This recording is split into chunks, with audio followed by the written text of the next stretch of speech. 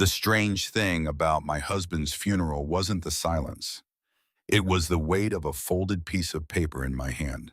I had been standing beside Warren Callahan's casket for what felt like hours, trying to breathe through the kind of grief that hollows out your chest and leaves nothing behind but an ache you don't have words for. 42 years. 42 years of shared mornings and arguments about baseball and the particular way he laughed when he thought something was funnier than he wanted to admit.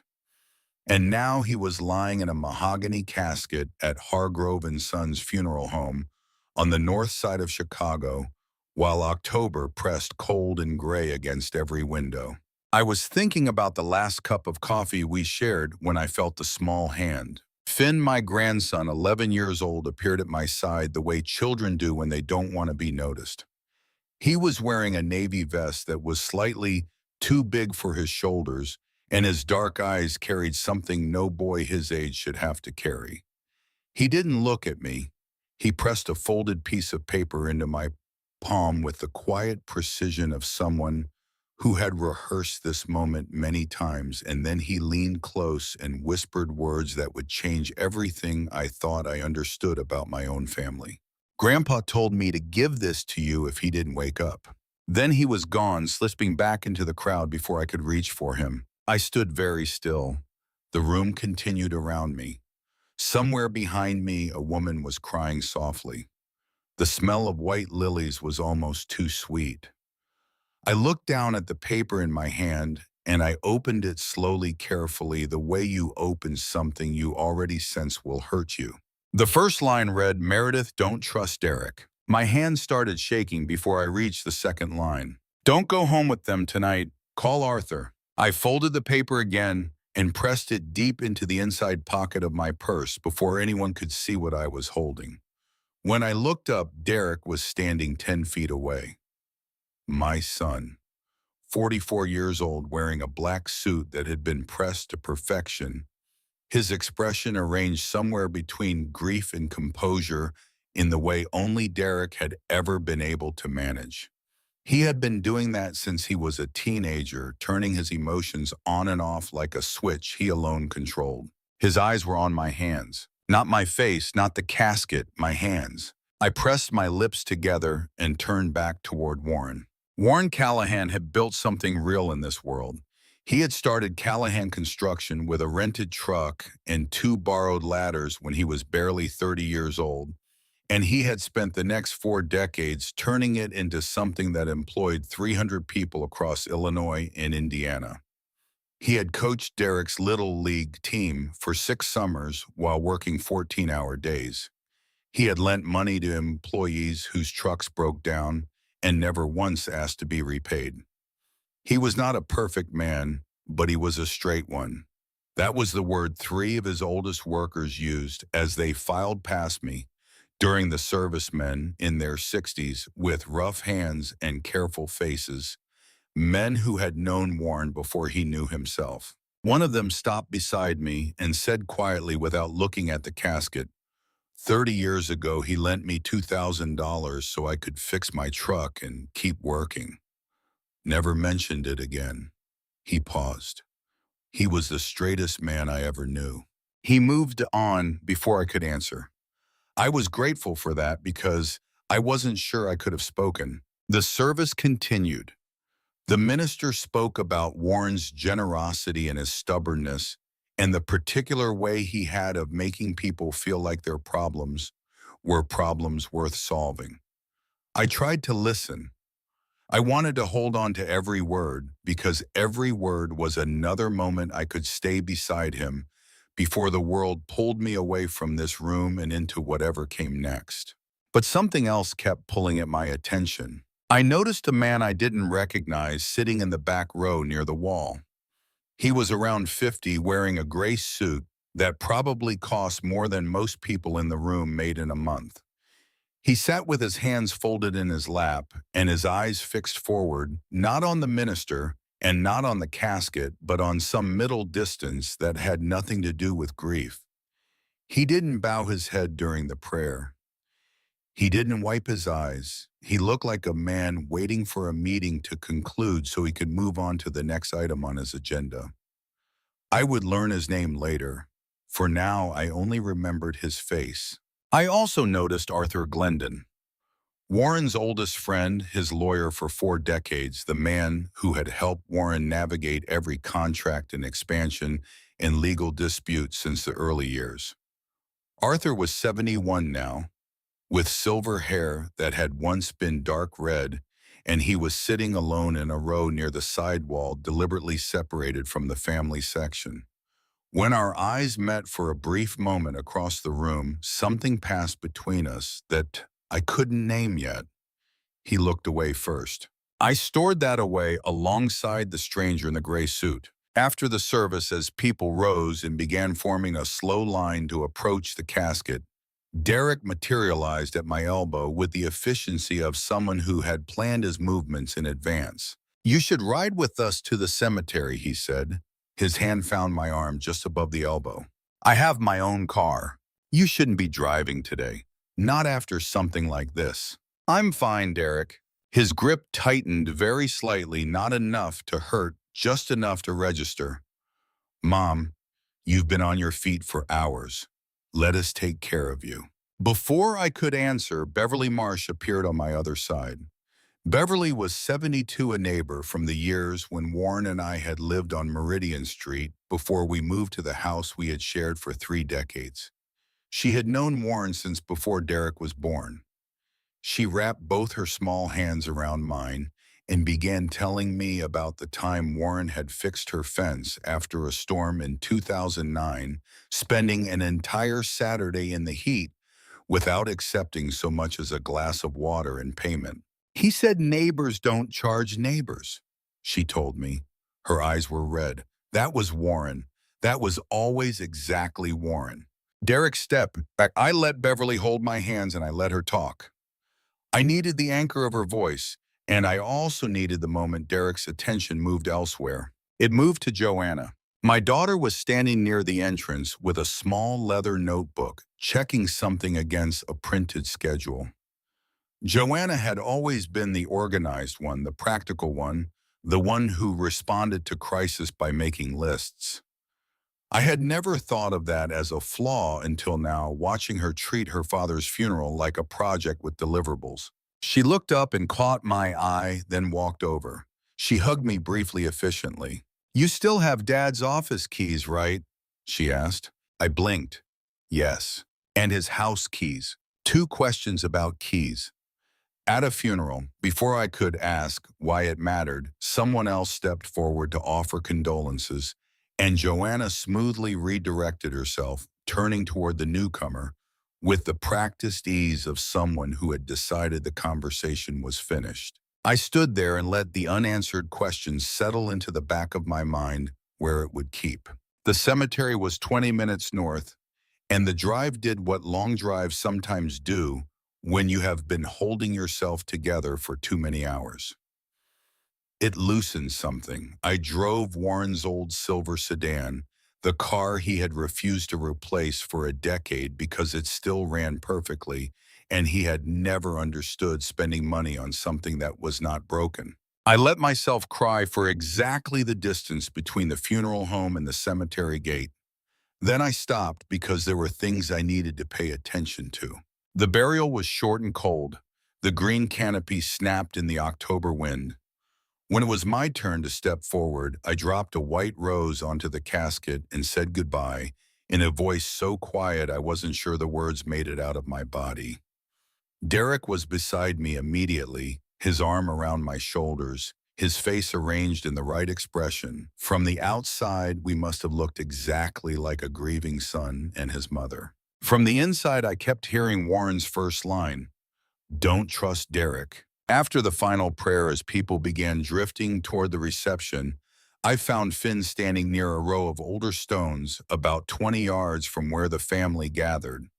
He had his hands shoved into his jacket pockets, and he was watching me with the expression of someone much older than 11 years old. I walked toward him unhurriedly, the way you approach someone you don't want to startle. I sat down on a low concrete bench so that we were close to the same height. I read it, I said quietly. His shoulders dropped an inch. Grandpa said you would understand. What did he tell you exactly, sweetheart? Finn looked at the ground. He said if he ever got really sick, and if Dad started asking you to sign papers, I should give you that note. He paused. I was scared, Grandma. What if Dad finds out I gave it to you? You did exactly what Grandpa asked. He trusted you with something important. Finn was quiet for a moment, then he said something that opened another door I hadn't known was there. Grandpa also showed me where he kept a blue notebook. He said if I ever heard Dad talking about the notebook, I should hide it first, before anyone could take it. Did you hide it? 2 days ago, I put it under my bed. He glanced at the family gathering near the cars, then back at me. And the folder on your porch later, that was me too. But Mom told me to do it. She told me exactly where to put it. Sandra, Finn's mother, Derek's wife. I kept my face still. You did the right thing, I said. Your grandfather would be very proud of you.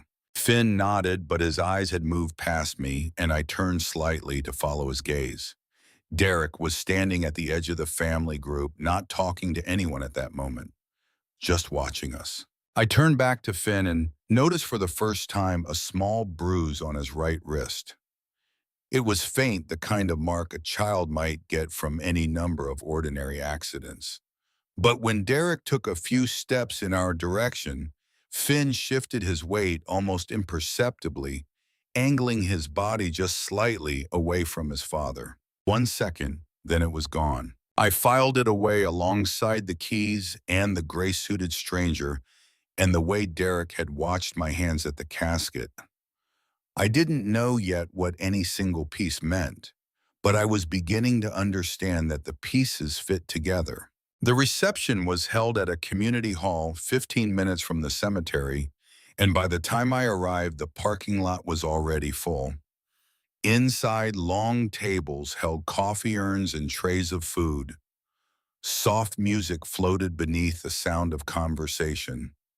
I moved through the room slowly, accepting embraces and murmured condolences, holding the hands of people who had loved Warren in their own various ways. A woman I didn't recognize approached me near the coffee station.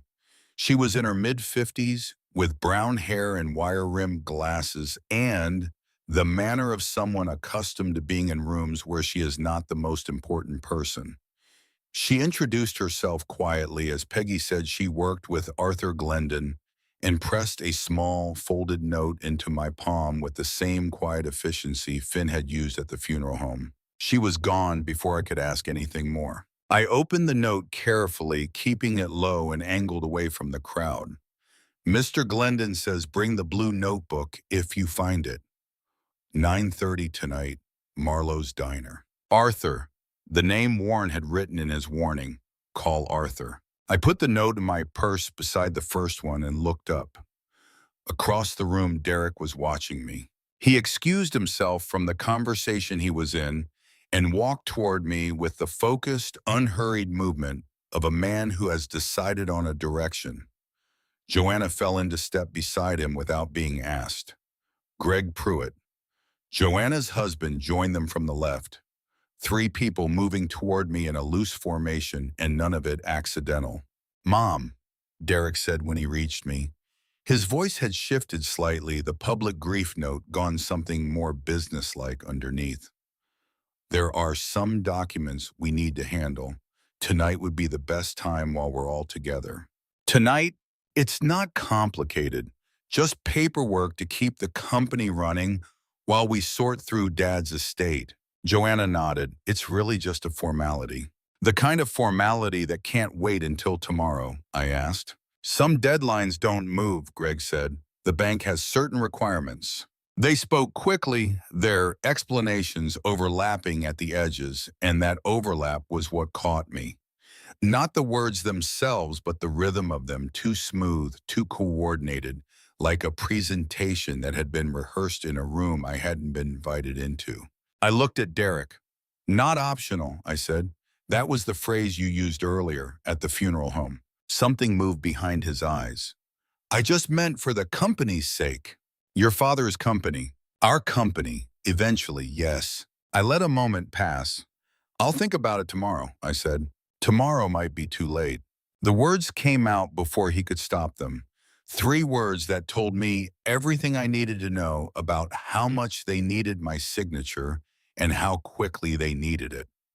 Joanna glanced at Derek with a look that was not grief and not concern, but something closer to alarm. Greg found something interesting to look at across the room.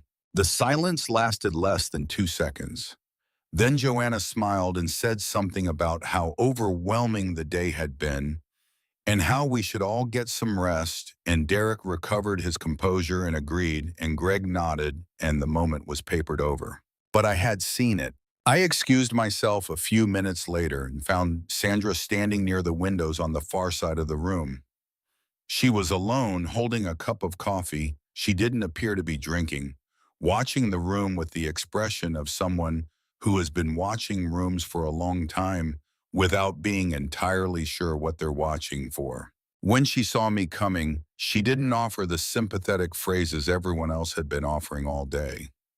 She just looked at me, and in that look was something I couldn't quite read. Not guilt exactly, not apology, but something close to both. Something that wanted to say a thing it didn't yet have the language for. Sandra, I said quietly. Meredith, she glanced past me toward Derek. How are you holding up? I'm standing, I said. That's about all I can tell you right now. She nodded, another glance toward her husband, then back to me. Finn really loved him, she said. Warren, I mean, he talked about him all the time. I know. He's gonna be okay, she said. Finn, he's a strong kid. It was a strange thing to say. Not wrong, but out of place, the kind of statement you make when you want to say something else and don't know how to begin. I was still thinking about it when I walked back to my car an hour later. The sedan was parked near the far end of the lot. The evening had turned fully dark while I was inside, and the air had gone from cold to sharp. I sat in the driver's seat for a moment before starting the engine, my purse on the seat beside me, 2 folded pieces of paper inside it. I thought about the last night Warren and I had sat in this car together coming home from dinner at the Italian place on Wicker Street that he had liked for 30 years. He had been quiet on the drive home. Not sad, just interior turned inward the way he got sometimes when something was working in him that hadn't found its shape yet. I hadn't asked what he was thinking. I wished I had asked. I reached for the ignition and my phone vibrated on the center console. A text message from a number I didn't recognize. 7 words. Don't go to the diner alone. They already know about Glendon. I sat very still. The parking lot was nearly empty now. I looked in the rearview mirror at the dark road behind the car. Somebody knew I was going to meet Arthur tonight. The note had been passed to me less than an hour ago by a woman I'd only just met. The only people who should have known about Marlowe's diner were Arthur himself and whoever he trusted to carry his message. I read the text again. They already know about Glendon. Not a threat, a warning. Someone was warning me. I put the phone in my purse, started the engine, and pulled out of the parking lot. I didn't drive toward Marlowe's diner, not directly. I drove north for a mile, then turned east, then south, then worked my way back through 3 different neighborhoods, watching the mirrors the entire time. No headlights followed a consistent pattern. On the road back toward the diner, I passed my own street, and that is when I saw it. The window of Warren's study on the ground floor was lit from inside. I had turned that light off before I left for the funeral home this morning. I had stood in the doorway of that room and reached in and switched off the lamp and pulled the door almost closed behind me. The room was lit now. Derek had a key to our house. So did Joanna. I had given copies to both of them years ago without a second thought, the way parents do when their children become adults and houses become shared territories of family life. What I had not understood until this moment was that a key given in trust could be used in its absence. I didn't stop. I drove past the house at a normal speed, made the turn at the end of the block, and kept going. My hands on the wheel were steady. Inside my chest, something that had been uncertain all day crystallized into something else entirely. I drove toward Marlowe's Diner and did not look back. Marlowe's Diner sat on a corner that Chicago had largely forgotten, a narrow building wedged between a closed laundromat and a tax preparation office that only seemed to exist during February and March. The neon sign above the door had been flickering for years, and the owner kept meaning to fix it, but never quite got around to it. Warren had liked it for exactly that reason. A place that doesn't try too hard, he used to say, was a place you could think. I parked at the far end of the lot and sat in the car for 90 seconds, watching the entrance, watching the street in both directions. A single pickup truck was pulling out as I arrived. A couple in their 30s were leaving through the front door, the woman laughing at something. Nothing that looked like surveillance. Nothing that felt arranged. I got out and went inside. Arthur Glendon was already there in the last booth against the back wall, his silver hair catching the low yellow light above the table. He had a cup of coffee in front of him that he wasn't drinking, and when he saw me come through the door, he rose from his seat with the deliberate care of a man who has learned not to move quickly in public when the situation calls for stillness. We didn't embrace. We had never been that kind of acquaintances. We sat across from each other, and the waitress Linda came by without being asked and poured coffee into the second cup that Arthur had already set out. He nodded his thanks. She left without a word. Arthur waited until she was behind the counter before he spoke. "Did anyone follow you?" "No, I took a long way around." I set my purse on the bench beside me. "Someone sent me a text tonight, before I left the reception. They said not to come alone, that whoever is behind this already knows about you." Arthur's expression sharpened the way a man sharpens who has spent decades preparing for possibilities that haven't happened yet. "What was the number?" "Unknown. I tried calling back. Nothing." He nodded slowly. "Someone else knows more than Derek thinks they do." He reached into the leather briefcase beside him and set a thick manila envelope on the table between us. "We'll come back to that. First, I need you to understand what Warren brought to me 3 days before he died." "Tell me." "He came to my office on a Tuesday afternoon without calling ahead, which Warren never did unless something was urgent. He sat down and he said, 'Arthur, I think my son is trying to take everything I built, and I need to make sure Meredith is protected before anything happens to me.'" Arthur paused. Those were his exact words. I remember them because Warren was not a man who used the word everything lightly. The coffee in front of me was hot. I wrapped both hands around the cup. "He had been piecing things together for about 6 weeks, Arthur continued. Questions Derek was asking about ownership structures, requests for early access to financial records, a meeting Greg had arranged with an investment group without telling Warren. Small things individually. Together they formed a shape Warren didn't like. "Why didn't he tell me?" Arthur was quiet for a moment. "He said he didn't want to worry you until he was certain. And he said he had spent 40 years protecting you from problems he could handle himself, and it was a hard habit to break." I looked down at the table. There it was. The particular ache underneath the grief, the thing I hadn't been able to name all day. Warren had carried this alone because carrying things alone was the only way he had ever known how to love someone. Arthur opened the envelope.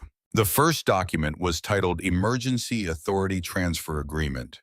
He slid it across the table and pointed to a paragraph near the bottom of the first page. I read it twice. The language was dense, but the meaning was not. This document would transfer operational control of Callahan Construction to Derek on a temporary basis, pending a state resolution. Temporary was the word that appeared most often. But the critical paragraph stated that the temporary authority could not be revoked without the written approval of the acting director. The acting director would be Derek. "It can't be undone without his own permission," I said. "That's correct. There is nothing temporary about it." I set the document down. He needed my signature on this. Yes, yours and Warren's. Warren refused to sign, so they needed a way to make Warren's refusal irrelevant. Arthur reached into the briefcase again, which is why Warren came to see me, because he had already done something 4 years ago that he wanted me to remind you of. He placed a second set of documents on the table, older pages with the slightly faded look of things that had been important enough to keep safe. I looked at the header on the first page and felt the room shift around me. It was a trust agreement, a joint trust established in both our names. And there on the third page, in language that Warren had apparently understood well enough to structure with Arthur's help, was the line that made my hands go still on the table. Primary controlling shareholder Meredith Ann Callahan. He told me it was for tax purposes, I said. My voice came out quieter than I intended. That was one purpose, Arthur said. But the primary reason was this. If anything happened to Warren, if anyone tried to pressure the estate or make decisions without your full knowledge and consent, the controlling interest in Callahan Construction belonged to you. Not to Derek, not to Joanna, to you. I sat with that for a long moment. The diner continued around us. Someone at the counter ordered pie. Linda laughed at something the cook said through the window. He built a wall, I said finally. Yes. Around me. Yes. Without telling me what he was walling out. Arthur folded his hands on the table. Warren loved his children. He didn't want to believe what the evidence was pointing toward. Building the wall was his way of protecting you without having to say out loud what he was protecting you from. I understood that. I understood it the way you understand something that hurts in the specific place where love and blindness overlap. Arthur opened his laptop and connected a small USB drive. The folder that appeared on the screen was labeled WC Files. He opened it without ceremony. The first video was dated 3 weeks ago. The timestamp read 11:14 p.m. The footage was from inside Warren's study, the security camera mounted above the bookshelf that Warren had installed 2 years back after a neighbor's house was broken into. The image was clear enough. The door opened and Derek walked in. He was wearing jeans and a dark jacket. He went directly to the desk without hesitating, without looking around the room. First, the way a man moves when he has been in a place before and knows exactly where he is going. He opened the bottom drawer. He searched through the folders. He took nothing that I could see, but he read several pages of one document, photographed them with his phone, and put everything back with the careful attention of someone trying to leave no trace. I watched the whole thing without speaking. The second video was from 2 weeks ago. Joanna, this time at 9:47 in the evening. She moved through the study with the lights off except for her phone screen. She found a specific folder in the top drawer, opened it, read 2 pages, closed it, and put it back exactly where she had found it. She stood there for a moment after closing the drawer in the blue light of her own phone with an expression I recognized as something I had seen in the mirror occasionally over the years. The expression of someone who has just confirmed something they were hoping to be wrong about. She found what she was looking for, I said. Yes, but she didn't take it, which suggests she wasn't sure yet what to do with the information. Arthur opened a third file. Security footage from outside the house, the camera above the garage door. The date was 2 weeks ago. The time was 8:30 in the evening. A car I didn't recognize was parked on the street in front of the house. A man sat in the driver's seat. The gray suit was distinct enough. He was on his phone. He sat there for 22 minutes by the timestamp, and then he drove away. That's the man from the funeral, I said. Back row. Arthur nodded. His name is Victor Stahl. He is an attorney and private investment consultant with a relationship to Derek going back approximately 2 years. He attended the funeral because Derek asked him to be present, most likely to observe whether you or anyone else was taking steps outside the expected grieving process. Arthur paused. Ray Kostick is building the full picture on Stall tonight. Who is Kostick? A private investigator, former Chicago homicide detective. Warren hired him 6 weeks ago to document what he was finding. I looked at Arthur. Warren hired a detective. He didn't know what else to do with what he was seeing. He wasn't ready to go to the police without evidence. And he wasn't ready to confront Derek directly. Arthur clicked to an audio file. Warren's voice came out of the laptop speakers, and I had to close my eyes for a moment because I had not been prepared for the specific frequency of his voice in a room without him in it. "I'm not signing that," Warren said. His tone was the one I knew from every serious conversation we had over the years. The one that meant he had considered all the angles and arrived at a position he intended to hold. Derek's voice answered tighter, more pressured than his public voice. "You're being selfish, Dad. I'm being careful. The investors are ready. Stahl is ready. This deal has been 18 months in the making. Then they can wait." "They won't. Then they won't," Warren said. "I built that company for those workers, not for a transaction." A long pause. Then Derek again, quieter, the pressure in his voice shifting into something shaped like a warning. "You're making things harder than they need to be." "Good," Warren said. "Then things will be hard." The audio ended. Arthur closed the laptop. I sat with the silence for a moment. Then I said, "What deal? What exactly were they planning to sell?" Arthur reached into the briefcase one more time and produced a document I hadn't seen yet. He set it on the table and let me read the title myself. Private Equity Acquisition Agreement. Horizon Equity Group. Purchase price $280 million. The number arrived as an abstraction before it became real.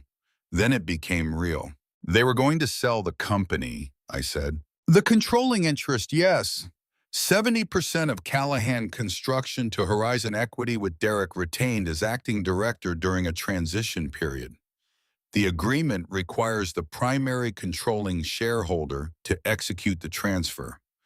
Warren wouldn't sign, and once Warren was gone, you were the only remaining obstacle." I looked at the signature line at the bottom of the agreement. 2 spaces. Warren Charles Callahan, Meredith Ann Callahan. Warren was dead, and they had been at me all day about paperwork. "This company, if it's sold," I said, "the workers." Arthur turned to a page near the back of the acquisition document, a section labeled Operational Restructuring. I read the first paragraph and then I stopped. Asset liquidation, project consolidation, workforce reduction of up to 40% in the first 18 months. They were going to dismantle it, I said. The most profitable pieces would be retained under new branding. The rest would be sold off or shut down. And Derek and Greg get $280 million. Arthur shook his head. "Not quite. Ray Kostick traced the ownership structure of Horizon Equity this afternoon. The firm is partially owned by Greg Pruitt through a holding company registered in Delaware. The 2 remaining stakeholder entities are shell companies. Kostick believes they connect to Derek." I set the cup down very carefully. "They are the buyers," I said. "Yes. They were going to buy their own father's company, using his name and my signature to authorize a sale that would make them both extraordinarily wealthy and destroy everything Warren spent his life building in the process. That is what the evidence suggests." The diner felt suddenly too small and too bright and too ordinary for what was sitting on the table between us. I looked at the documents, the transfer agreement, the acquisition deal, the trust that Warren had built around me 4 years ago without explaining why. I had signed that trust document at Arthur's office on a Tuesday afternoon. Warren had said it was routine estate planning. I had trusted him completely and had never considered that his reasons for doing something might be more complicated than what he chose to tell me.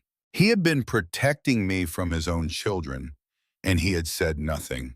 "Arthur," I said, Did Warren think someone was willing to let him die? The question sat between us for a moment. He believed, Arthur said carefully, that someone was willing to let him become too weak to fight back.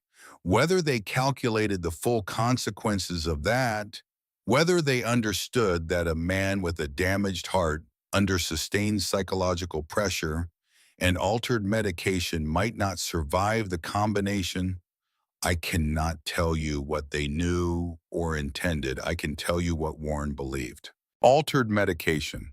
Arthur reached into the briefcase one final time. He placed a pharmacy receipt on the table. Warren's heart prescription. The dosage listed was double what his cardiologist had prescribed. At the bottom of the receipt was a signature line for the person who had collected the medication. Greg Pruitt. Arthur explained it once briefly and precisely. A sustained increase in cardiac medication dosage in a patient with Warren's specific condition would not cause immediate crisis, but would create a pattern of fatigue, mental fog, and cardiovascular instability that could make a man of his age and health history significantly more vulnerable, more easily persuaded, and less able to sustain the kind of resistance he had been mounting. It would not look like anything other than a disease progressing at an unfortunate pace. Caustic is tracing the prescription chain tonight, Arthur said. How the dosage change was authorized, whose name is on the renewal request. We talked for another 30 minutes. Arthur outlined what Caustic would be looking for overnight, what we needed before we could take anything to federal authorities, what my legal position was as controlling shareholder. He was thorough and measured, and I was grateful for both qualities because my own thinking was moving fast and not always in straight lines. When I left Marlowe's diner, the temperature had dropped another several degrees. I drove home directly, watching the mirrors out of habit rather than fear. The window of Warren's study was dark when I pulled into the driveway. Whoever had been there earlier was gone. I went inside and locked the door. Then I went to the study. The bottom desk drawer was slightly open.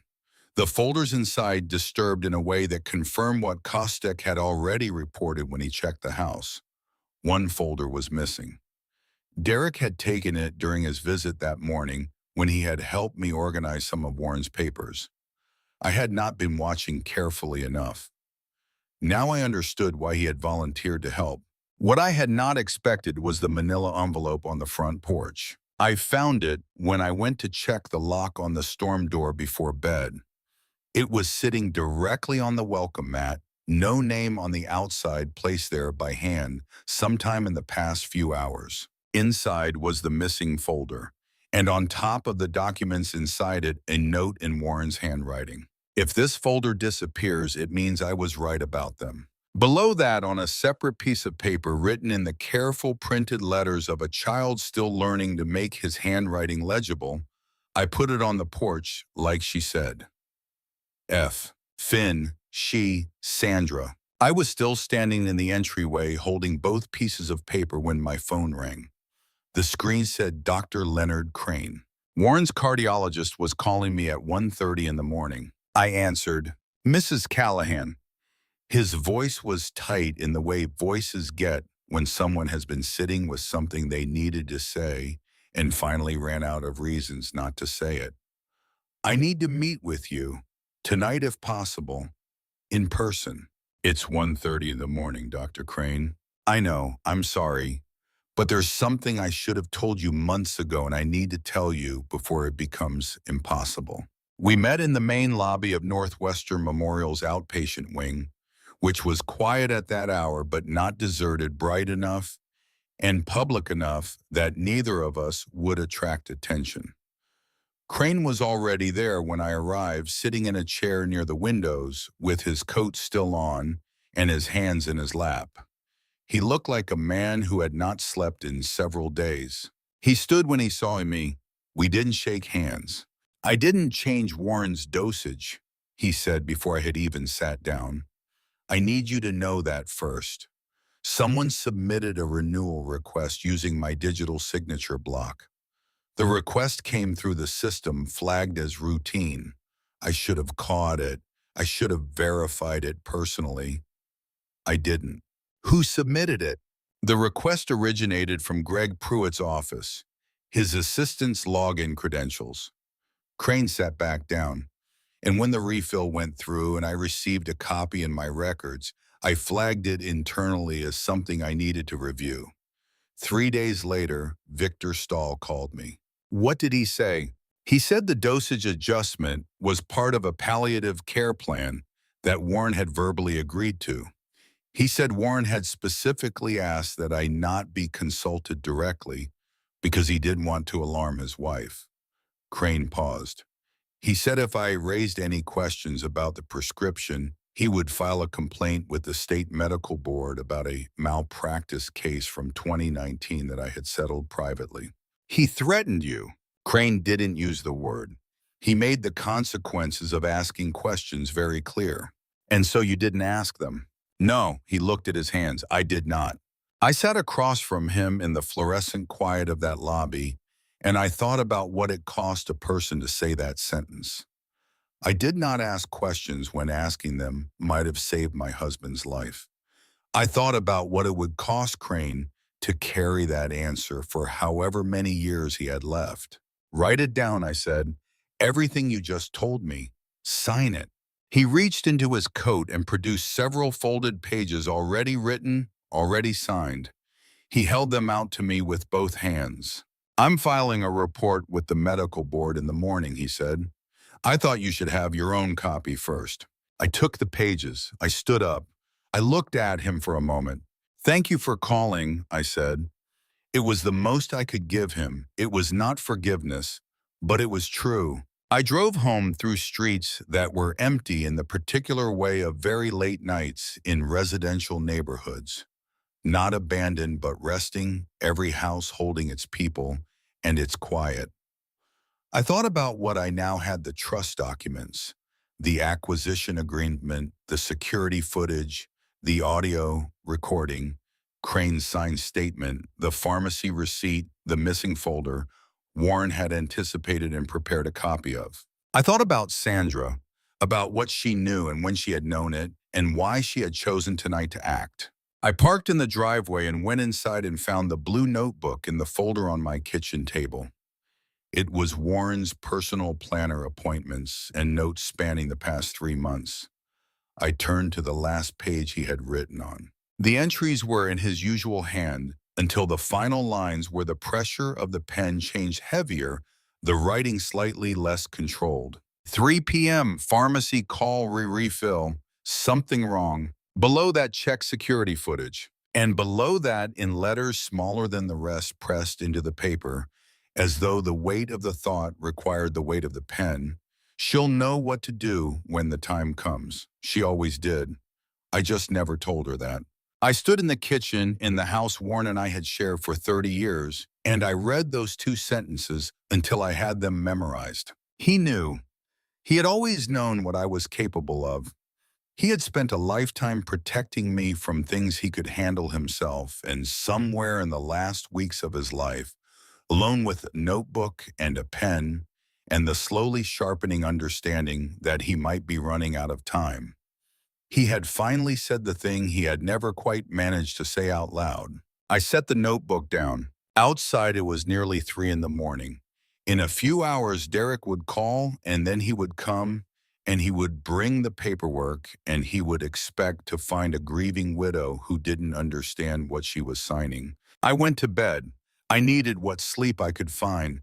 Tomorrow would require everything I had. At 1:47 a.m., my phone lit up one final time. A text from Arthur, 2 sentences. Kostick found something else. Life insurance policy on Warren taken out 18 months ago. $1.2 million beneficiary Derek Callahan. Warren told me he never agreed to any such policy. I read the message twice in the dark. Then I set the phone face down on the nightstand and stared at the ceiling, and understood with a clarity that left no room for doubt that Derek had not simply been preparing to steal his father's company. He had been preparing for his father not to be here. I slept for 2 hours and 17 minutes. I know the exact number because I watched the clock when I lay down and I watched it again when I sat up, and the space between those two moments was the only gap in a night that had otherwise been continuous and without mercy. The house was cold in the way houses get before the heating system catches up with the morning. I dressed in the dark out of habit, made coffee in the kitchen, and stood at the window watching the backyard come slowly visible as the sky behind it lightened from black to the particular gray-blue of a late October dawn in Illinois. The oak tree Warren had planted the year we moved in had lost most of its leaves overnight. The branches were bare and precise against the pale sky. I had been a wife for 42 years. I had run a household and raised two children and managed every dimension of a life that Warren and I had built together from the inside out. But I had never walked into a room knowing that the person across the table was prepared to take everything from me and was confident they would succeed. I thought about what Norma Weck had told Arthur when he called her the night before. She had worked beside Warren for 22 years. She knew every contract, every account, every pressure point in the operation. And she had told Arthur that on the morning before Warren went to the hospital, he had called her with a specific instruction. Don't let anyone touch the April contracts until I get back. Those were the last professional words Warren Callahan had spoken, not to me, not to Derek, to the woman who had been the quiet architecture of everything he built. At 7:15, I drove to Dr. Crane's office.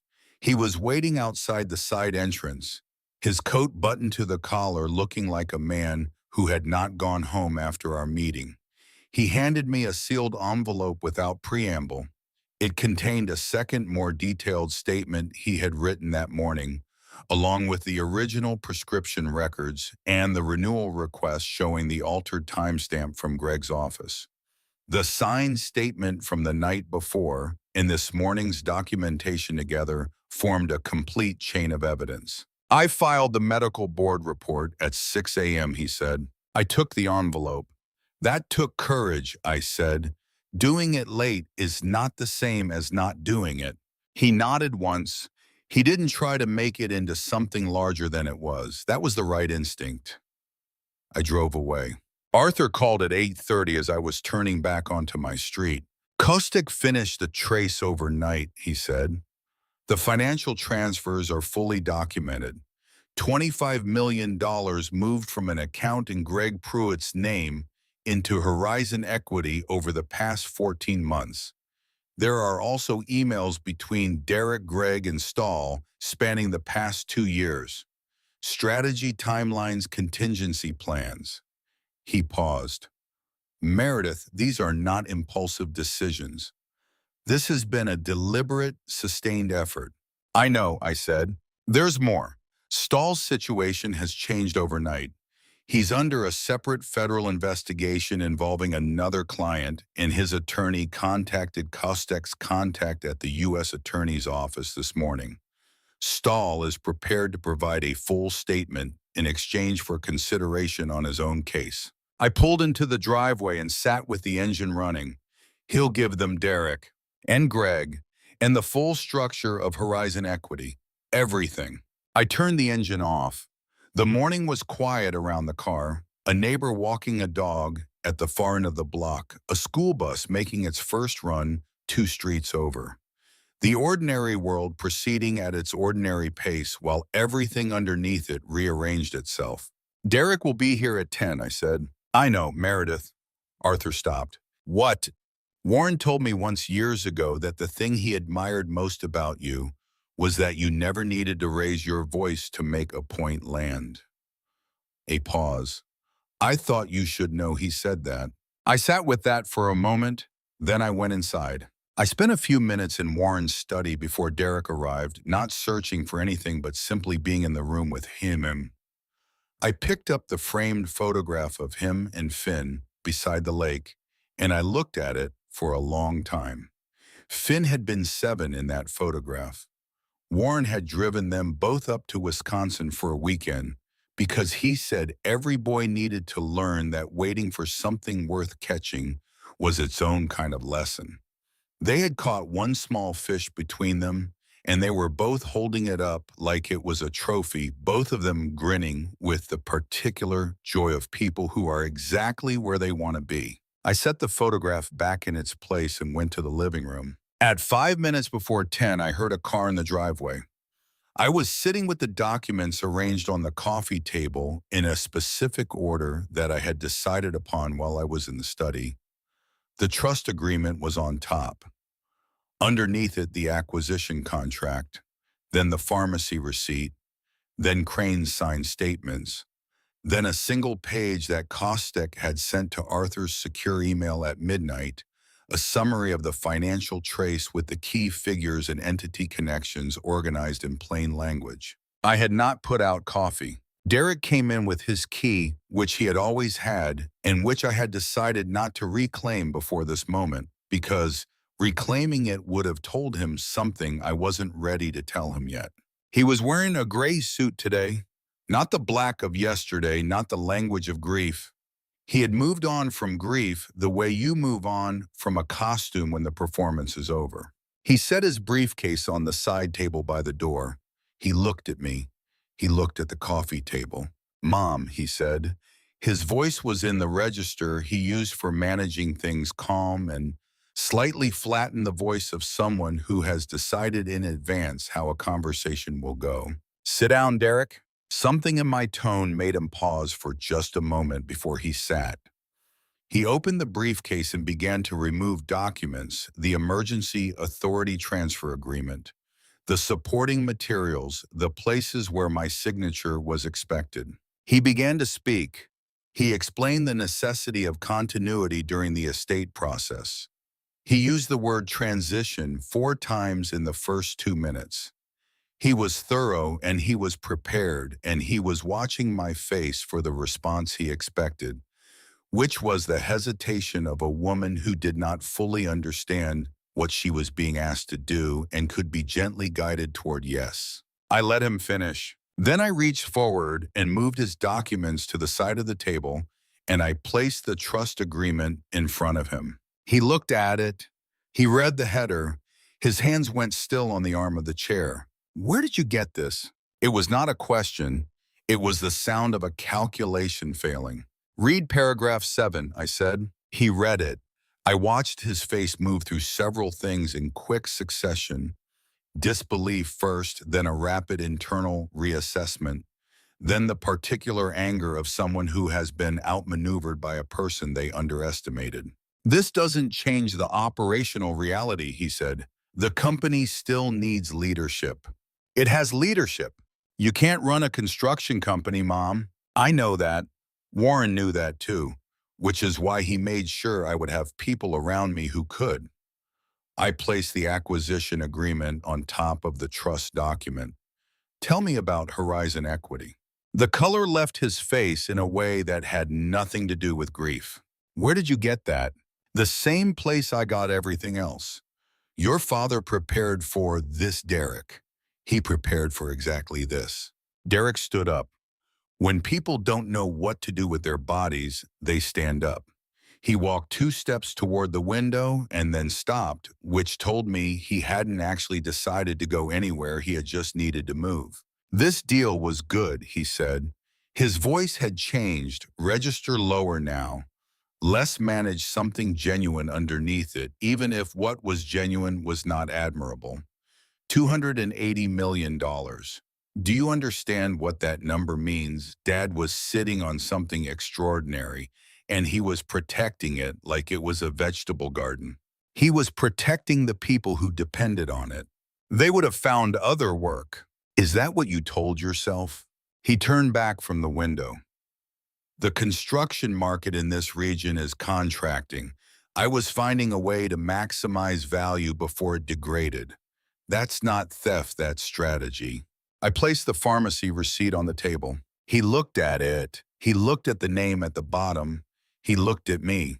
"Greg picked up your father's medication," I said. with a dosage that had been doubled through a renewal request submitted using Dr. Crane's digital credentials without his knowledge. Victor Stahl called Crane and ensured he wouldn't raise questions about it. I paused. Your father was being made weak on purpose so that he would be easier to pressure into signing things he didn't want to sign. I didn't know about the medication. The words came out fast, too fast. The speed of a denial that has been waiting to be deployed. Maybe not the specific mechanism, but you knew he was getting weaker, and you used that. That's not Derek. My voice was level. I had not raised it once in this conversation, and I did not raise it now. Your father had a life insurance policy taken out 18 months ago with you as the sole beneficiary. He told Arthur he had never agreed to any such policy. The room went very quiet. Derek stood by the window with the morning light behind him, and for a moment he looked exactly like the boy I had raised who had broken his arm falling off his bike at 12 and had refused to cry in front of the paramedics because he had decided at some point that composure was the same thing as strength. I had never argued with him about that distinction when he was young. I wished I had. I don't know anything about a life insurance policy, he said. His voice was quieter now. Ray Kostek documented it, along with $25 million in transfers from Greg's accounts into Horizon Equity, along with 2 years of emails between you, Greg, and Stahl. I folded my hands in my lap. Victor Stahl is cooperating with the federal investigation this morning. He is providing a complete account of the structure you built. Derek said nothing for a long moment. Outside, a car passed on the street. The heating system in the house made a small sound as it cycled. I built something too, he said finally. His voice had changed again. Not to the managing register, not to the defensive register, but to something rawer and less practiced. My whole life I watched Dad get the credit for everything. The company, the reputation, the way people talked about him. I've been running operations for 7 years and nobody ever said my name the way they said his. That's not true. It felt true. I looked at my son. He was 44 years old and he was standing in his father's house the morning after his father's funeral, and what was underneath all of it, underneath the acquisition agreements and the shell companies and the forged prescriptions, was something as ordinary and devastating as a son who felt invisible next to the man he came from. I understood that. I wished it had led him somewhere else. Warren was proud of you, I said. He told Arthur that 3 days before he died. He said Derek built the operational infrastructure that made the last expansion possible. He said that. Something moved across Derek's face that I hadn't seen there in a long time. Something unguarded. Then it closed again. It doesn't change what's coming, he said. No, I agreed. It doesn't. He picked up his briefcase. He looked at the documents on the table, everything he had come here to accomplish, everything that was no longer possible. He looked at me. You've made enemies today, he said. I've had the same enemies since yesterday morning, I said. I just know their names now. He left without another word. The door closed behind him, not slammed, just closed, which was in its own way more final than anger would have been. I sat in the quiet for a moment. Then I called Arthur. It's done, I said. How did he take it? He took it like someone who had a plan and watched it stop working. I paused. He said he built something too. That was the truest thing he said. Arthur was quiet for a moment. What do you need right now? I need to call Sandra. Sandra answered on the second ring. Is he gone? She asked. Yes. She exhaled a long sound that carried everything a person accumulates when they have been holding something in place by force of will for a very long time. I need to tell you something, she said. I've been trying to find the right time and there isn't one, so I'm just going to say it. Go ahead. I knew about the deal for 3 months. Not all of it, not the medication, not the insurance policy. I want you to believe that. But I knew Stahl was coming to the house for a reason that wasn't dinner conversation. I knew Derek was building towards something that had a shape I didn't like, and I stayed quiet because I was afraid of what leaving would mean for Finn. The bruise on Finn's wrist, the way the boy had angled his body at the cemetery. I had been carrying that small observation since the afternoon before, and now I understood it. Sandra, I said carefully, Finn, is he safe? Yes. The word was immediate and certain. Derek has never touched him. That I can promise you. But Finn feels things he doesn't have language for yet. He knew something was wrong. Children always know. She paused. The night Warren went to the hospital, Derek didn't go for 4 hours. He was on the phone. Finn heard him. Finn didn't understand what he was hearing, but he understood his grandfather was sick and his father was on the phone instead of at the hospital. I closed my eyes briefly. The folder, I said, that was you. Derek had it in his briefcase. He had taken it from Warren's desk during one of his visits. I found it 2 nights ago when he left the briefcase in the kitchen. I read enough to understand what it was. A pause. I took photos of everything on my phone before I put it back. And then I took the folder itself the next morning while he was in the shower, and I gave it to Finn, and I told him to take it to your porch. An 11-year-old boy. He wanted to help. He had already given you the note. He understood in the way kids understand things that adults explain in careful pieces that Grandpa had asked him to protect you. Her voice broke slightly on the last word. He carried it across 3 backyards in the dark. He came home and climbed back through the window and got into bed and didn't say a word to anyone. I thought about Finn doing that. 11 years old in the dark, carrying something he didn't fully understand because his grandfather had trusted him, and because he loved me, and because he was in the end Warren Callahan's grandson in the way that actually mattered. What happens to you now? I asked Sandra. I don't know. I'm staying at my mother's with Finn while everything gets sorted out legally. We left this morning, she paused. I know I should have acted sooner. I'm going to have to figure out how to live with the part where I didn't. You acted, I said. That counts. Does it? Ask me again in a year. I'll have a better answer. After I hung up, I sat in the kitchen for a while. Then Joanna called. She didn't announce herself. She said, "Can I come over?" And I said yes. She arrived 20 minutes later without the leather notebook, without the scheduled efficiency that had been her armor at the funeral. She was wearing jeans and a gray sweater, and she looked like herself in a way she hadn't looked since Warren died, which is to say she looked tired and uncertain and real. She sat down across from me at the kitchen table. She put a small memory card on the table between us. Greg's emails, she said, I copied them 3 weeks ago when I started to understand what was actually being planned. I told myself I was keeping them as insurance. That was a lie I told myself. I was keeping them because I knew what they meant, and I wasn't ready to do anything about them. I looked at the memory card. I didn't pick it up yet. I didn't know about the medication, she said, or the insurance policy. I need you to believe that. I believe it, but I knew about the acquisition. I knew Horizon Equity was connected to Greg. I let myself not ask the question I should have asked, which was where the money for Greg's stake came from, and what had to happen to Dad's company for the deal to work. Why didn't you ask? She looked at her hands.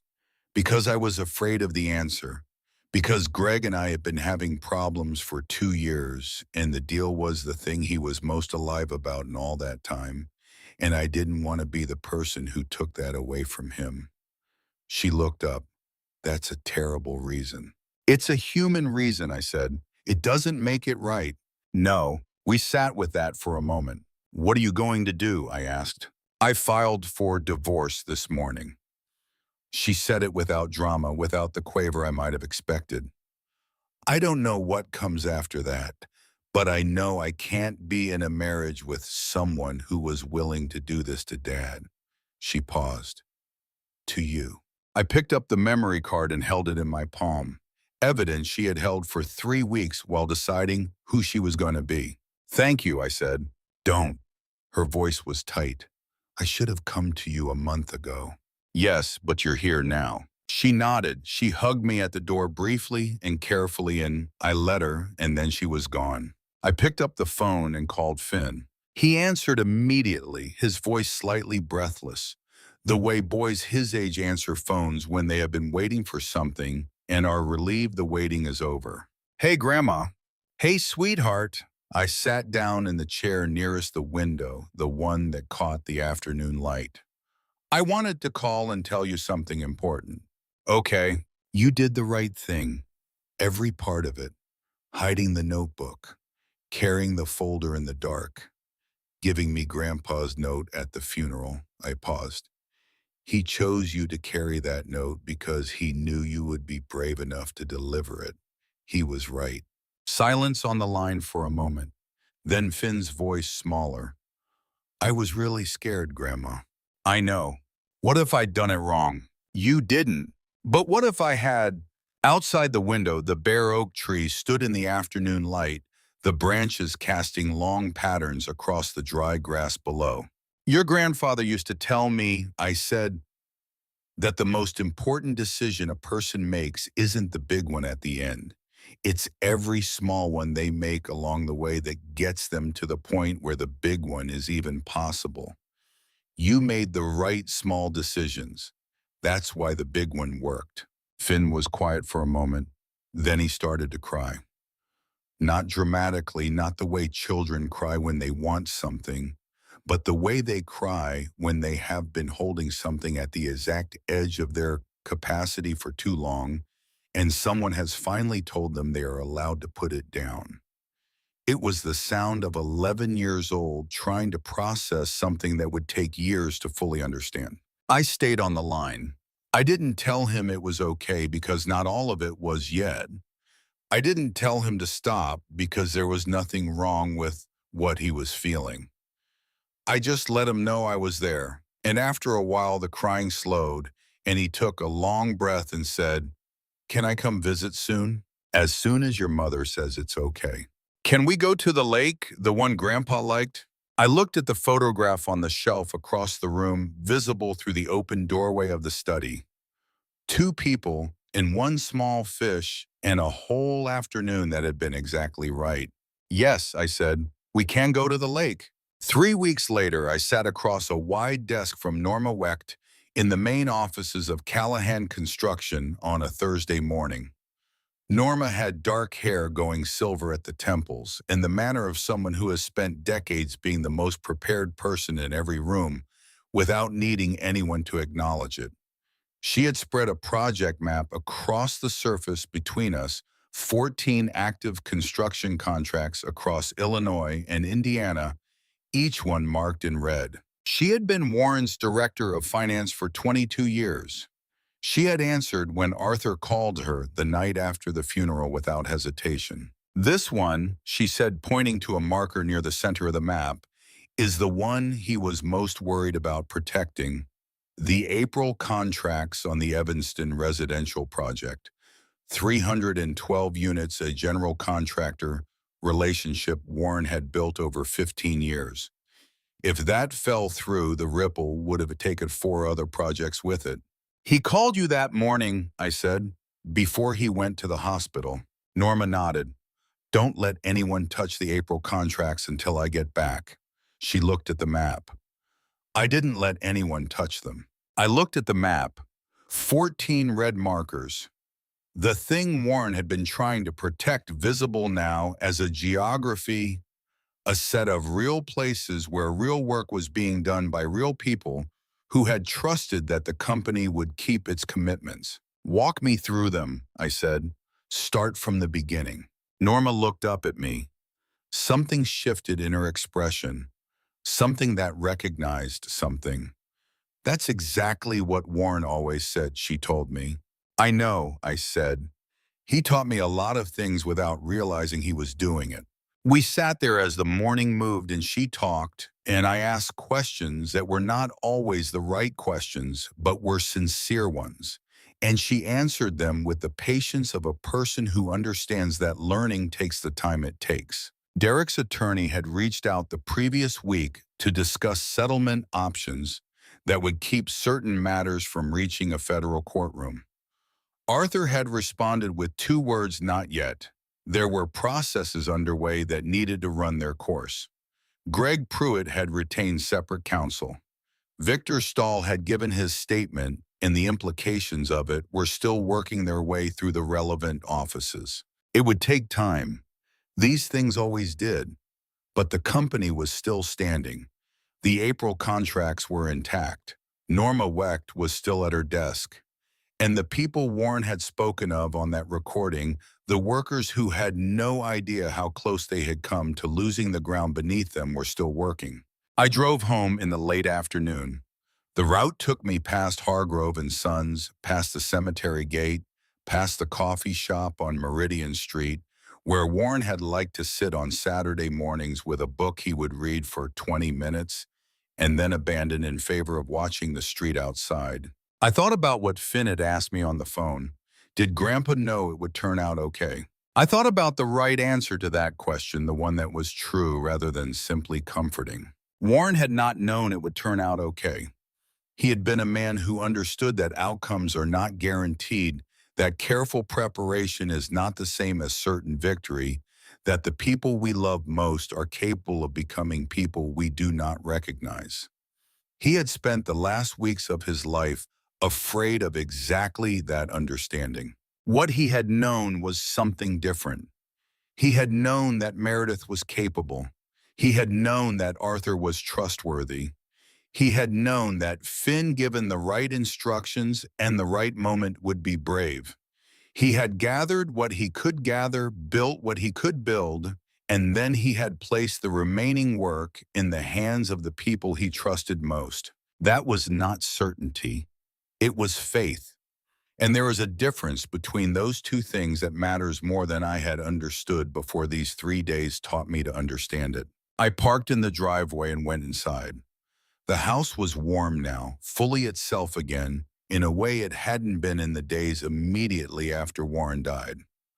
I hung my coat. I went to the study and sat down at his desk in his chair, in the light of the late afternoon that came through the window. He had always left unshaded because he liked to watch the yard change through the seasons. I pulled the blue notebook from the drawer. I opened it to the last page Warren had written. I read the final line one more time. She'll know what to do when the time comes. She always did. I just never told her that. I sat with those words in the afternoon quiet of the house that still held his shape and would for a long time yet. I thought about all the years he had carried things, because carrying things was how he had loved me. I thought about the cost of that to him and to us both. And then I thought about Finn at the lake, standing beside his grandfather, with a small fish held up between them. Both of them grinning, both of them exactly where they wanted to be. That afternoon had been real. Whatever came after it, whatever these last weeks had revealed about the people we loved, and the limits of love itself, that afternoon had been real and would stay real. I closed the notebook and placed it in the drawer. Then I picked up the phone and called Arthur to talk about what came next.